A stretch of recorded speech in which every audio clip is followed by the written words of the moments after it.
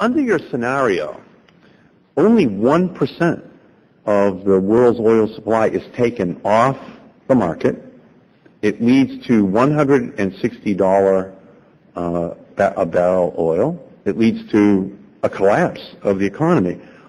What is it that has led to having the oil markets become so tight that they can have such a profound impact in such a short period of time?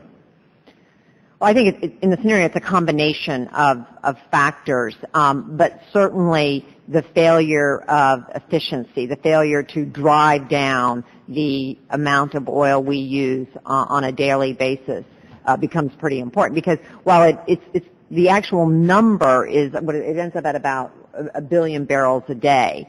That's not, that's not an amount that can't be addressed through some prudent steps taken, sooner rather than later. For that, I agree with you, Mr. Chairman. That was sort of a surprising effect. You'd think on a percentage basis it wouldn't be that big. The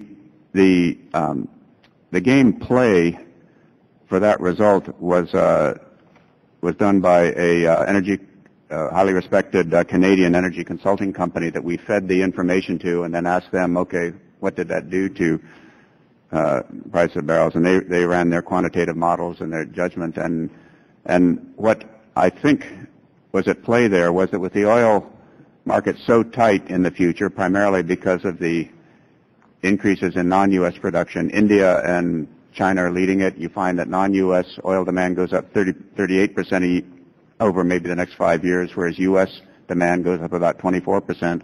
That's just making the oil market so tight that the power of expectations comes to play, and even relatively small tremors make people worry about the future, therefore want to ensure their own supplies. They bid up prices, and so you're just in this trigger in which a relatively small rock in the pond has pretty big ripples. Now, so you talk in your testimony, Admiral, about our ever-growing military presence in the Middle East.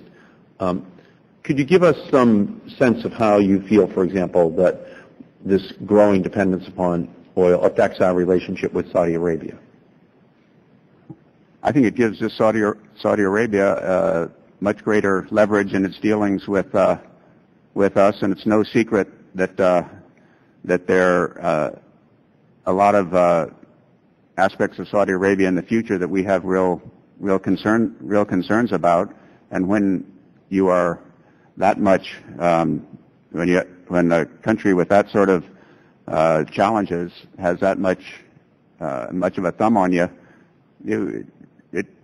it causes concern. So it's not a whole lot more complicated than that, Mr. Chairman. So the language that you each made reference to, the 35 miles per gallon by 2020, actually backs out the equivalent of all of the oil that we import from the Persian Gulf on a daily basis by 2020. How important is that, Admiral?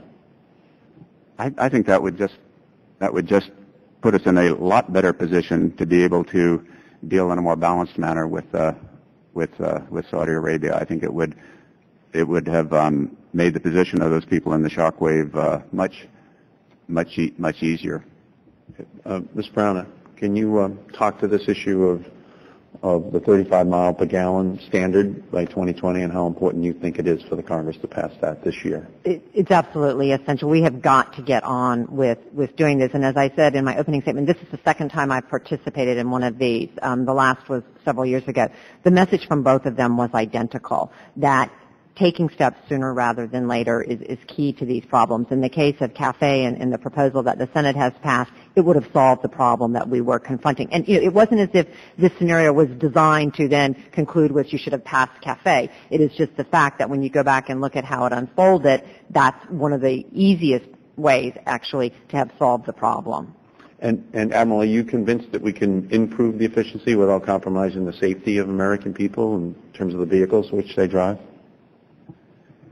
Yes, sir, I am. I'd say the strongest technical support for that judgment was our updating of a study done back in 2002 by the National Academy of Sciences, which looked at existing, and we, the the Securing America's Future Energy project asked the authors of that to update it to about 2005.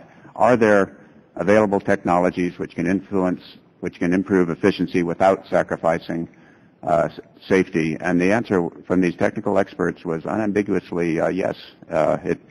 It could, and that was even without considering hybrids and some other more recent technologies. So I think the technical answer is yes, it can be. It can be done, and it should be done.